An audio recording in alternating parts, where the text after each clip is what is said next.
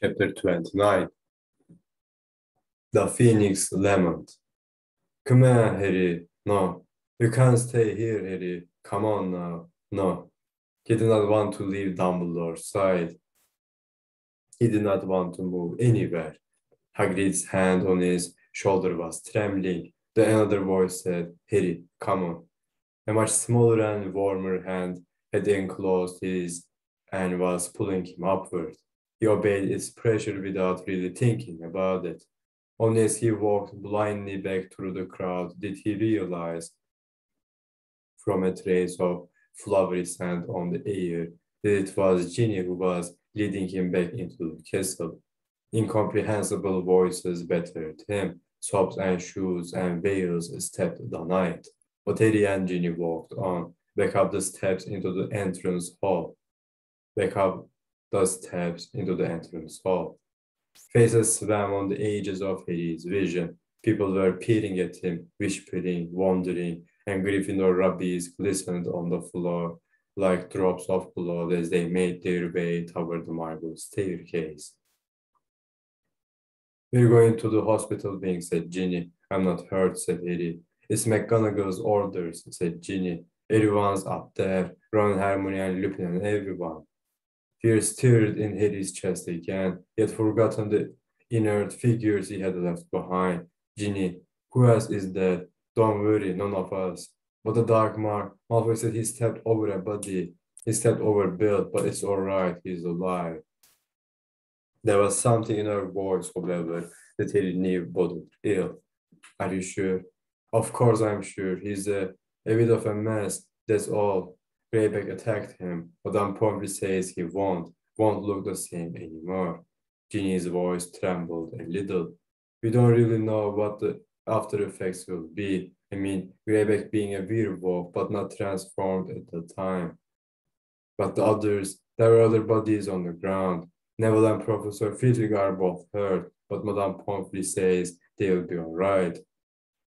Yeah, that Eater's there. He got hit by a killing curse. That huge blonde one was fighting off everywhere. Harry, if you hadn't had your Felix potion, I think we'd all have been killed. But everything seemed to just miss us. They had reached the hospital wing. Pushing open the doors, Harry saw Neville lying, apparently asleep, in a bed near the door. Ron, Hermione, Luna, Tonks, and Lupin were gathered around another bed near the far end of the ward.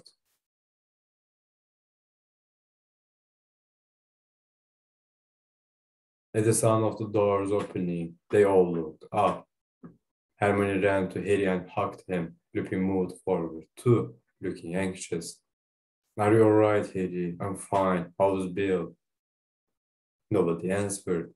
Harry looked over Hermione's shoulder and saw an unrecognizable face lying on Bill's pillow, so badly slashed and ripped that he looked grotesque. Madame Pomfrey was dabbing at his wounds with some harsh-smelling green ointment. He remembered how Snape had mended Malfoy's Sectum Sempra wound so easily with his wand.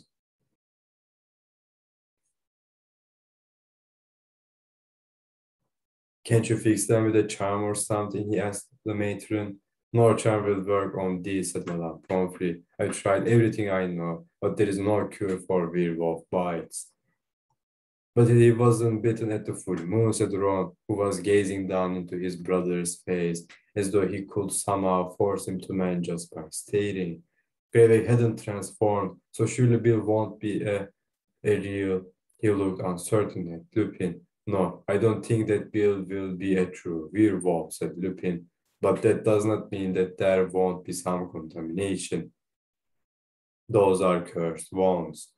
They are unlikely ever to heal fully, and Bill might have some wolfish characteristics from now on. Dumbledore might know something that had worked, Ron said. Where is he? We fought those maniacs on Dumbledore's orders. Dumbledore owes him. He can't leave him in this state. Ron, Dumbledore's dead, said Ginny.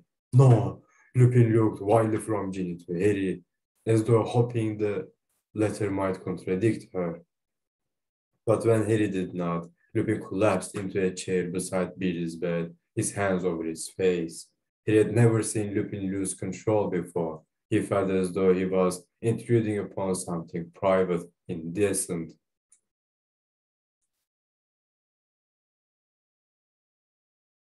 He turned away and caught Ron's eye instead, exchanging in silence a look that confirmed what Ginny had said.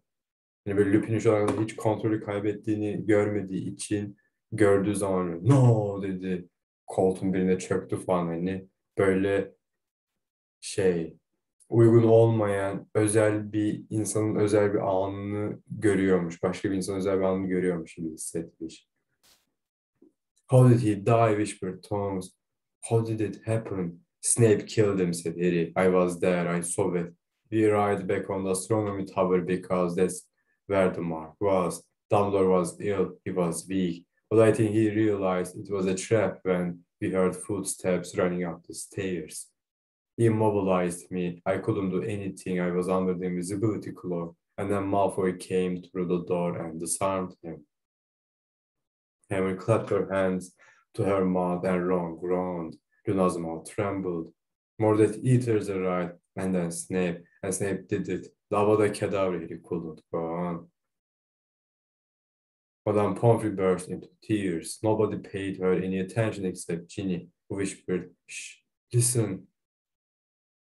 Gulping, Madame Pomfrey pressed her fingers to her mouth, her eyes wide. Somewhere out in the darkness, a phoenix was singing in a way Harry had never heard before. A stricken demon of terrible beauty. Keşke, keşke, keşke, keşke, keşke, keşke, keşke bizi duyabilsek. Keşke IQ. İçim yanıyor amk ya.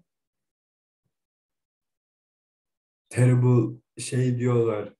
Phoenix was singing diyorlar. Bu şeyde falan yok bunlar filmde falan. Keşke bir müzik yapsaydınız. Of amk ya. Devam. And Harry felt, as he had felt about Phoenix song before, that the music was inside him, not without. It was his own grief turned magically to song that echoed across the grounds and through the castle windows. Asit gibi bir etkisi var böyle. Telepatik bir bağ oluşuyor falan. How long they all stood there, listening, he did not know, nor what it seemed to ease their pain and riddle to listen to the sound of their mourning.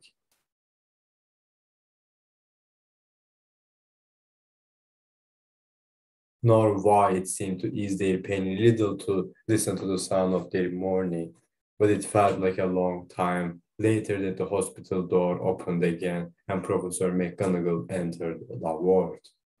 Like all the rest, she bore marks of the recent battle. There were grazes on her face and her robes were ripped. Molly and Arthur are on their way, she said. And the spell of the music was broken. Everyone rose to themselves as though coming out of trances, turning again to look at Bill, or else to rub their own eyes, shake their heads. Harry, what happened? According to Hagrid, you were with Professor Dumbledore when it happened.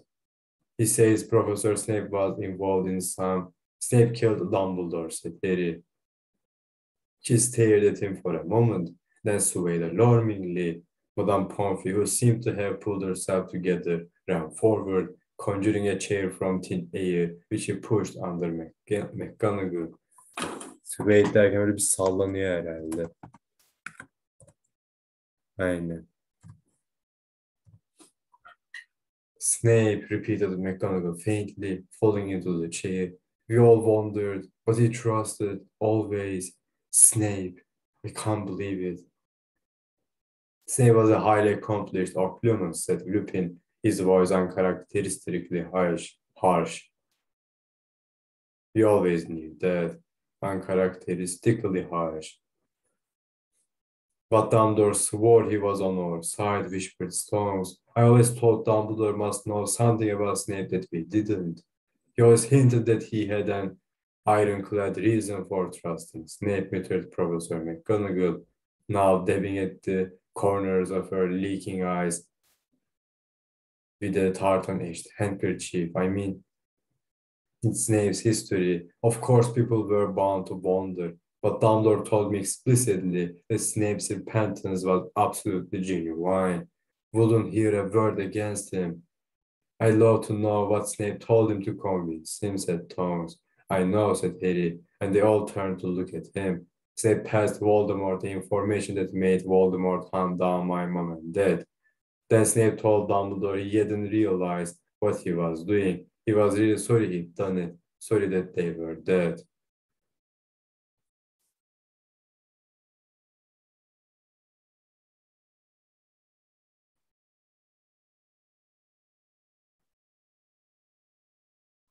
They all stared at him. And Dumbledore believed that, said Lupin incredulously.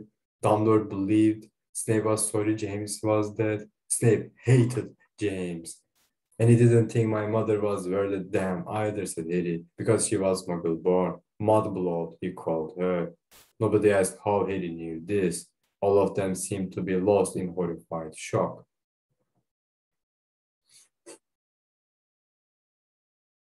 Trying to digest the most curious truth of what had happened. This is all my fault, said Professor McGonagall suddenly. She looked disoriented, twisting her wet handkerchief in her hands. My fault. I sent Furious to fetch Snape tonight. I actually sent for him to come and help us. If I hadn't alerted Snape to what was going on, he might never have joined forces with the Death Eaters. I don't think he knew they were there before Furious told him. I don't think he knew they were coming. I don't think he knew they were there before Furious told him. It isn't your fault, Minerva, said Lupin firmly. We all wanted more help. We were glad to think Snape was on his way.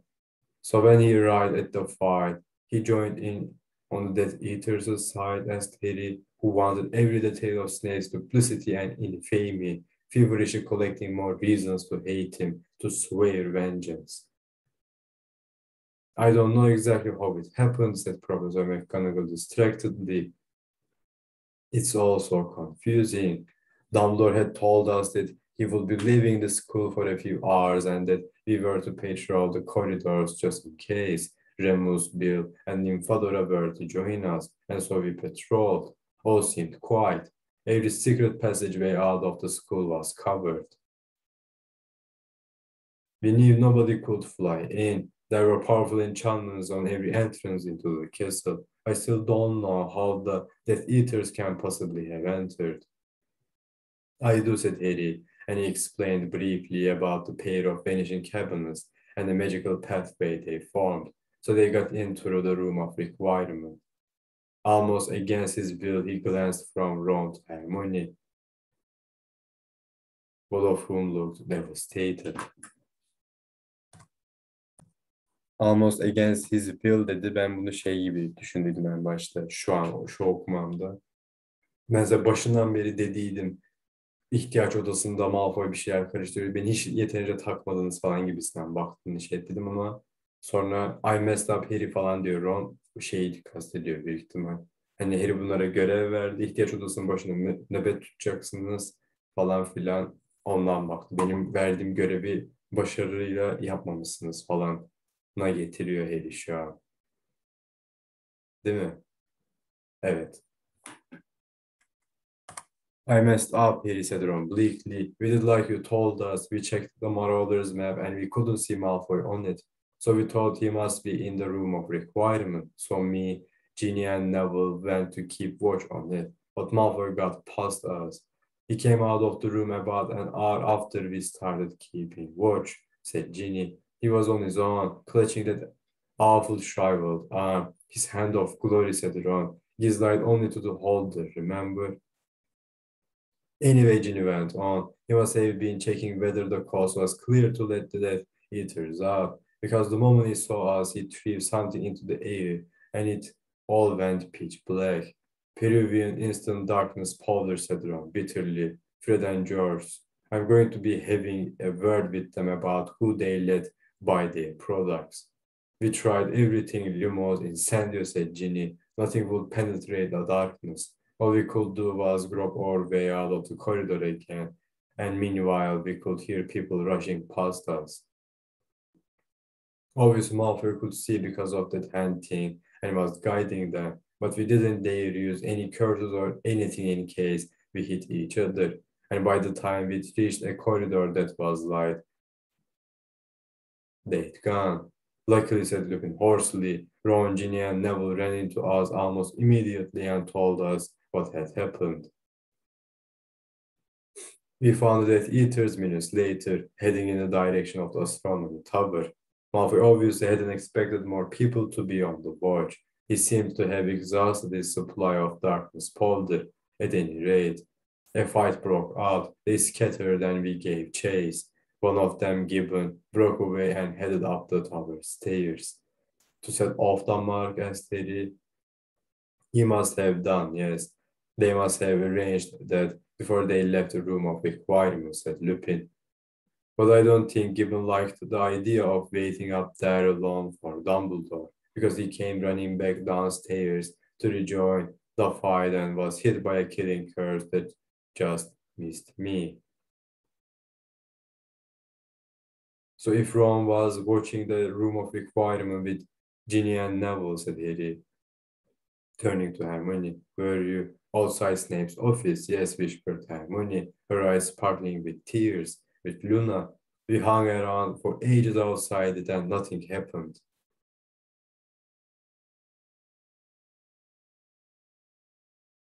We didn't know what was going on upstairs. Ron had taken the map. It was nearly midnight when Professor Flitwick came sprinting down into the dungeons. He was shooting about Death Eaters in the castle. I don't think he really registered that Luna and I were there at all.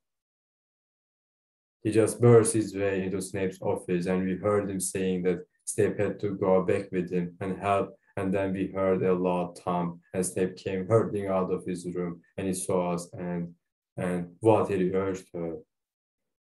I was so stupid, Harry said Hermione in a high-pitched whisper. He said Professor Flitwick had collapsed, and that we should go and take care of him while he went to have fight the Death Eaters. She covered her face in shame and continued to talk into her fingers so that her voice was muffled. He went into his office to see if we could have Professor Flitwick and found him unconscious on the floor. And oh, it's so obvious now. Snape must have stupefied Flitwick, but we didn't realize it. We didn't realize. We just let Snape go. It's not your fault, said Lupin firmly. Hermione, had you not obeyed Snape and got out of the way, he probably would have killed you and Luna. So then he came upstairs, said Harry, who was watching Snape running up the marble staircase in his mind's eye, his black robes billowing behind him as ever, pulling his wand from under his cloak as he ascended, and he found the place where we were all fighting. We were in trouble, we were losing, said Tonks in a low voice. Gibbon was down, but the rest of the Death Eaters seemed ready to fight to the death. Neville had been hurt, Bill had been savaged by Greyback, it was all dark, curses flying everywhere. The Malfoy boy had vanished. He must have slipped past up the stairs. Then more of them ran after him, but one of them blocked the stair behind them with some kind of curse. Neville ran at it and got thrown up into the air. None of us could break through, said Ron. That massive Death Eater was still firing off jinxes all over the place. They were bouncing off the walls and barely missing us.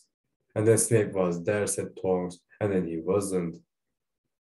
I saw him running toward us, but that huge Death Eater's jinx just missed me right afterward, and I ducked and lost track of things.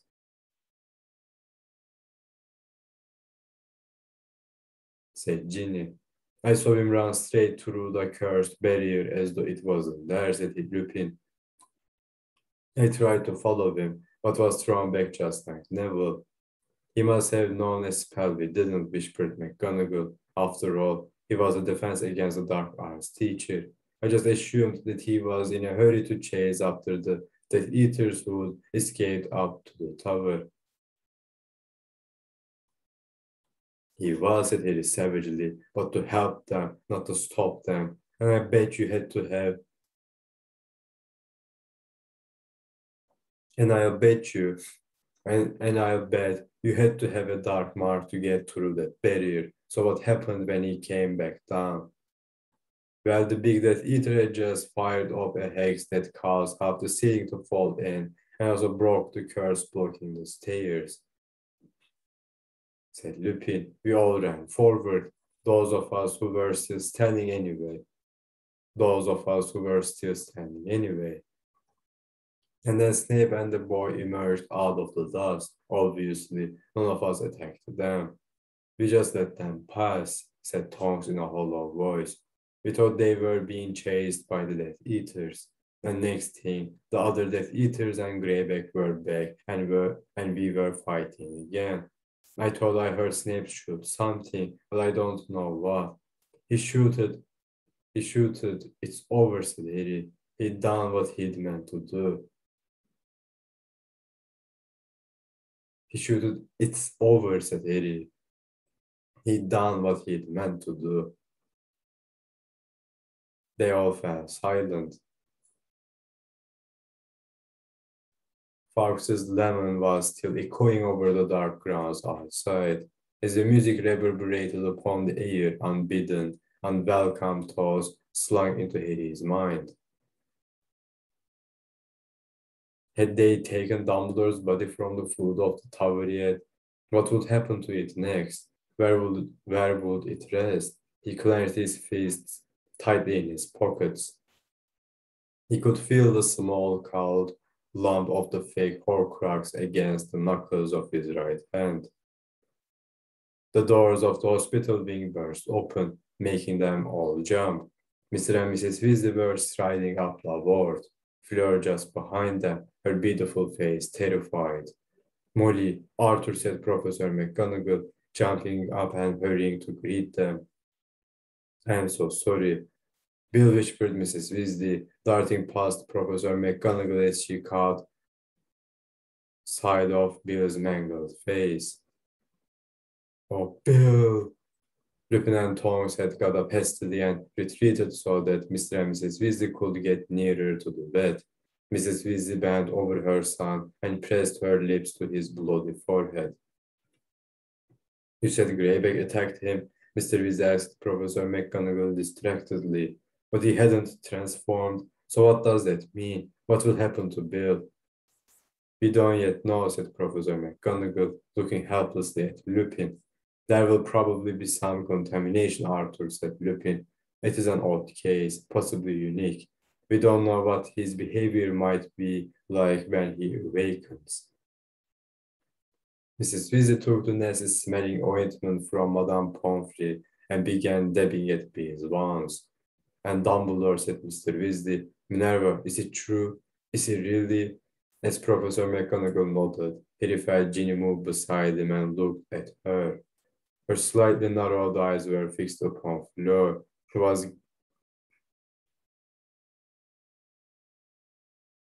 was gazing down at Bill with a frozen expression on her face. Dumbledore gone, whispered Mr. Weasley. But Mrs. Weasley had eyes only for her eldest son. She began to sob, tears falling onto Bill's mutilated face. Of course, it doesn't matter how he looks. It's not really important, but he was a very handsome little boy, always very handsome, and he was going to be married. And what do you mean by that? Said Fleur suddenly and loudly. What do you mean he was going to be married? Mrs. Weasley raised her tear-stained face, looking startled. Well, only that. You think Bill will not wish to marry me anymore? Demanded Fleur. You think because of these boys he will not love me? No, that's not what I... Because he will, said Fleur, throwing herself up to her full height and throwing back her long mane of silver hair. Throwing back. It will take more than a werewolf to stop Bill loving me. Well, yes, I'm sure, said Mrs. Weasley, but I thought perhaps, given how you thought I would not wish to marry him, or perhaps you hoped, said Fleur, her nostrils flaring. What do I care how he looks? I'm good looking enough for both of us. I think, he wished herhalde.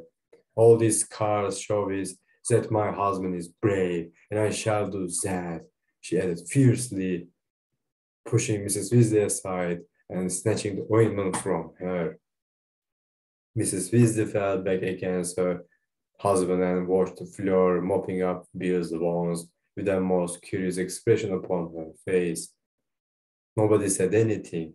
Harry did not dare move. Like everybody else, he was waiting for the explosion.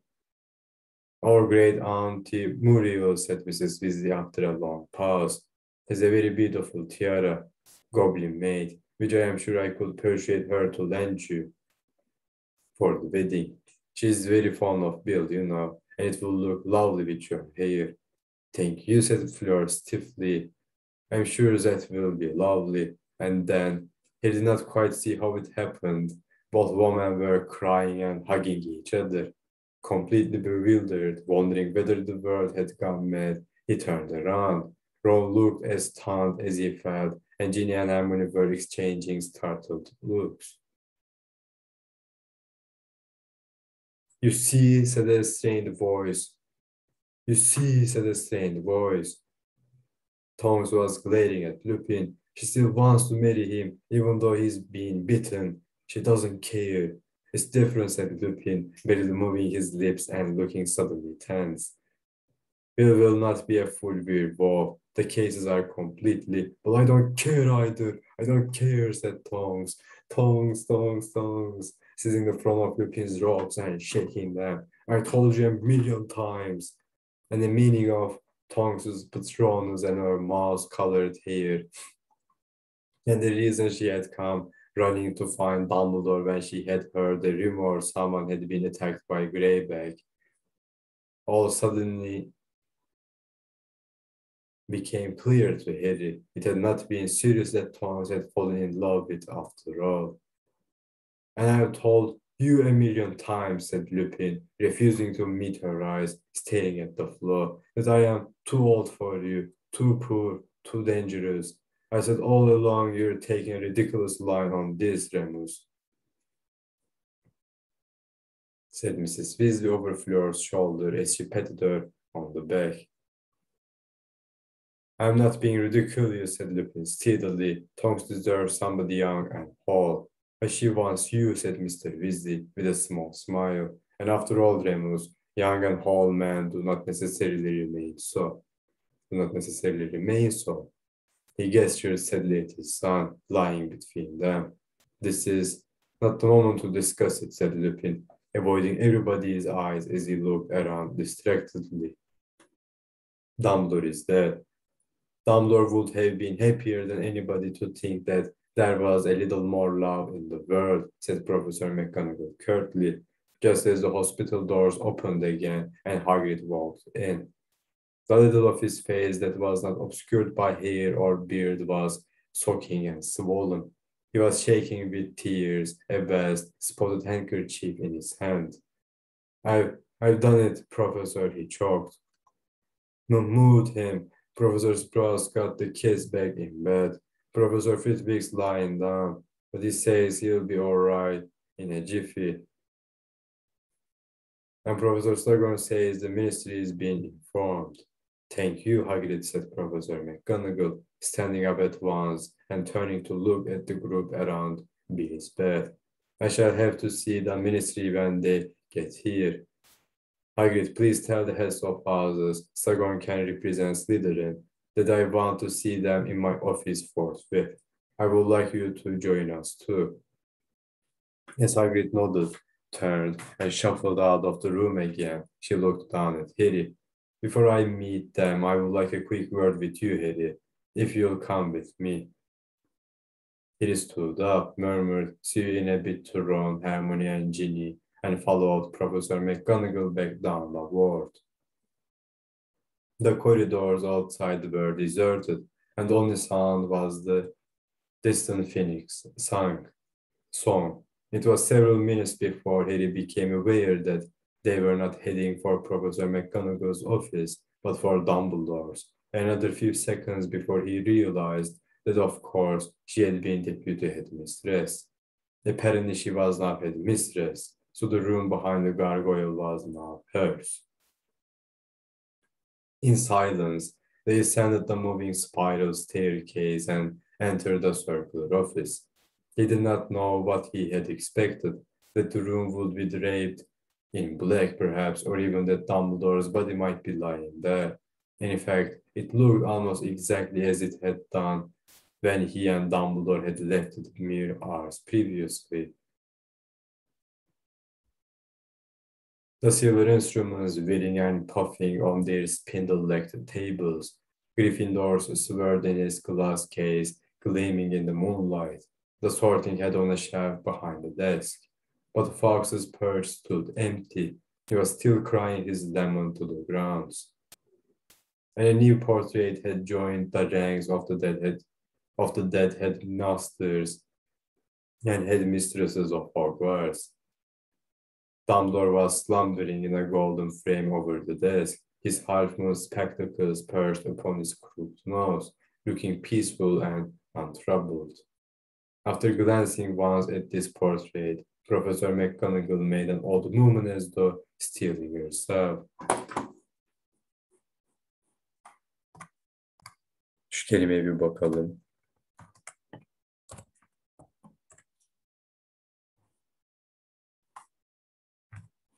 Güçlendiriyor kendini böyle.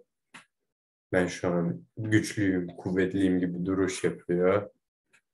Then rounded the desk to look at Harry, her face taut and lined. Harry, she said, I would like to know what you and Professor Dumbledore were doing this evening when you left the school. I can't tell you that, Professor, said Harry. He had expected the question and had his answer ready. It had been here, in this very room, that Dumbledore had told him that he was to confide the contents of their lessons to nobody but Ron and Hermione. Harry, it might be important, said Professor McGonagall. It is, said Harry, very, but he didn't want me to tell anyone. Professor McGonagall glared at him. Potter. He registered the renewed use of his surname. In the light of Professor Dumbledore's death, I think you must see that the situation has changed somewhat. I don't think so, said Harry, shrugging. Professor Dumbledore never told me to stop following his orders if he died. But there is one thing you should know before the ministry gets here, though. Madame Rosmerta is under the Imperious curse. She was helping Malfoy and the Death Eaters. That's how the necklace and the poisoned meat. Rosmerta, said Professor McGonagall incredulously. But before she could go on, there was a knock on the door behind them, and Professor Sprout, Flitwick, and Slughorn traipsed into the room,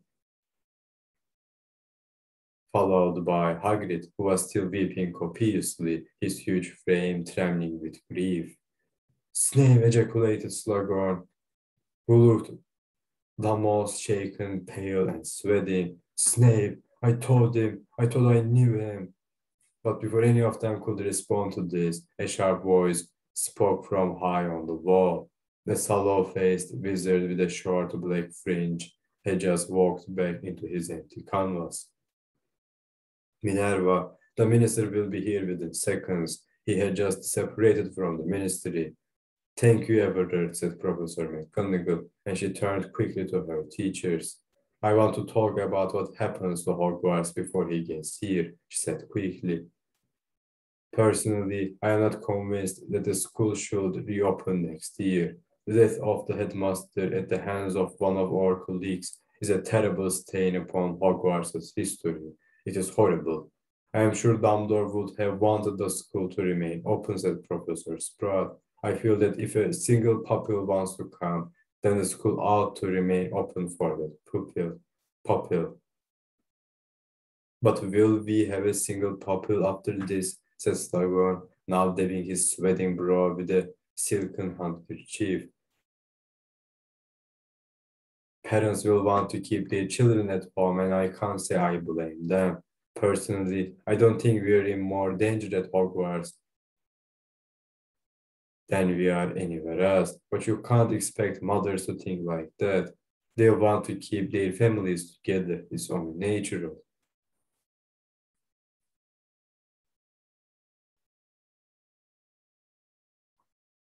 I agree, said Professor McGonagall. And in any case, it is not true to say that Dumbledore never envisaged a situation in which Hogwarts might close. When the Chamber of Secrets reopened, he considered the closure of the school. And I must say that Professor Dumbledore's murder is more disturbing to me than the idea of Slytherin's monster living undetected in the bubbles of the castle. We must consult the governors, said Professor Flitwick in his squeaky little voice. He had a large blue wise on his forehead, but seemed otherwise unscathed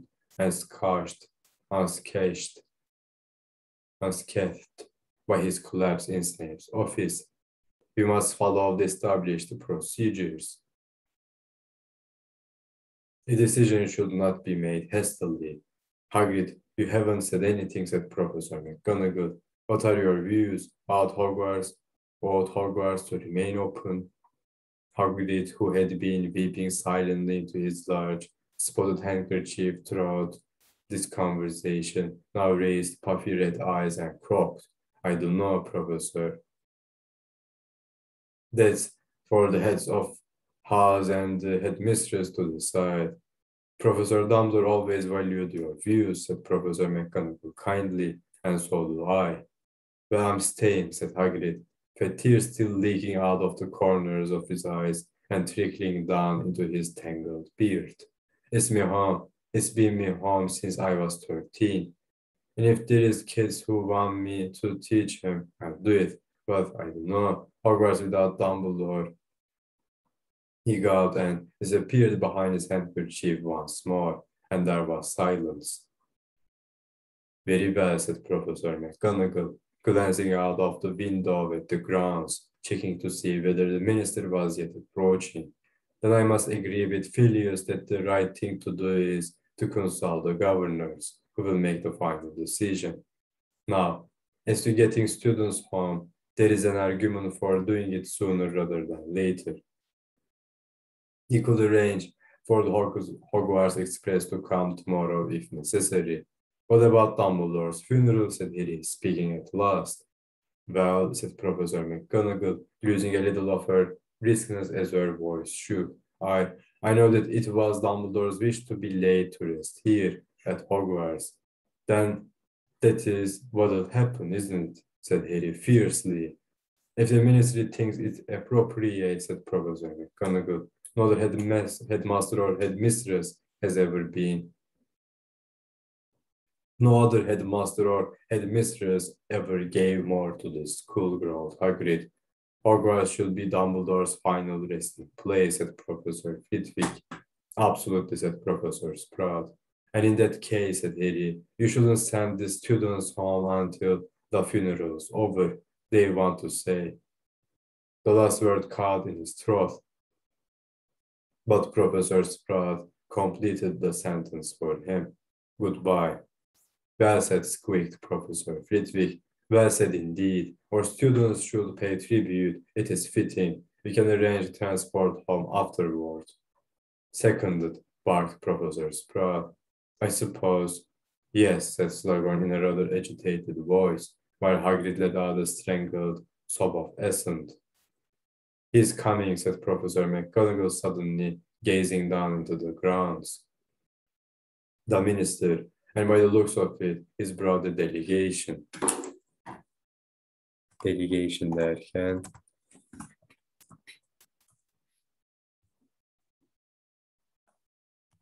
bir ekip gibi bir şey getirmiş.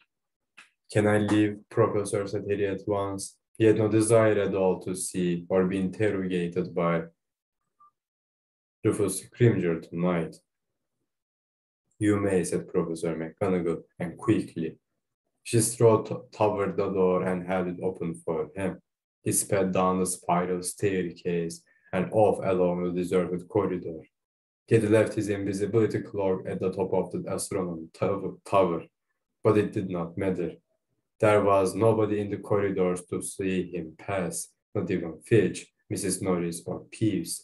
He did not meet another soul until he turned into the passage leading to the Gryffindor common room.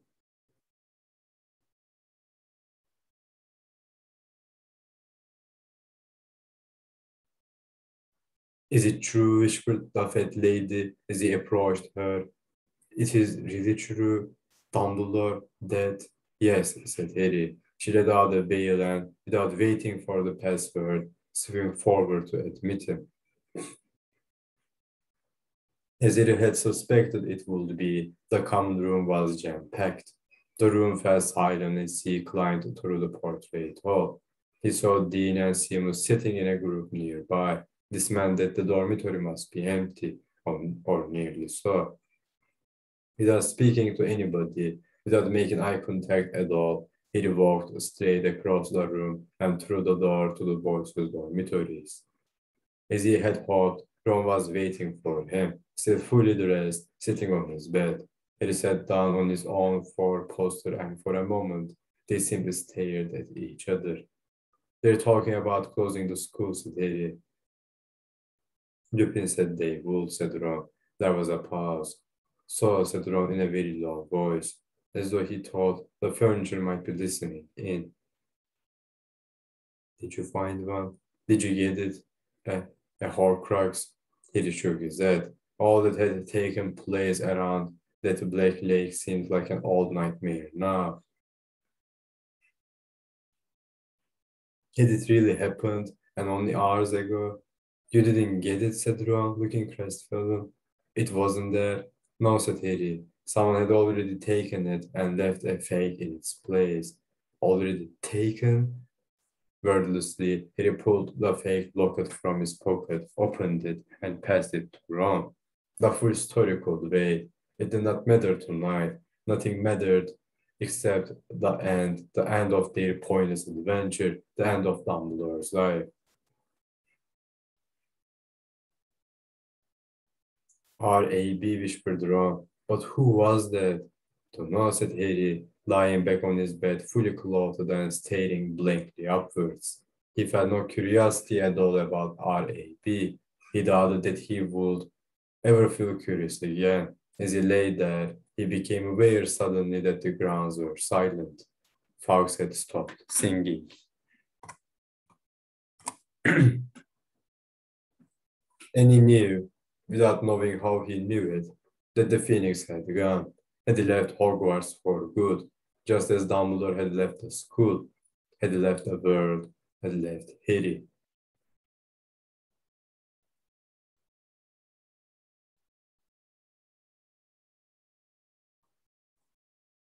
Chapter 30, The White Thumb.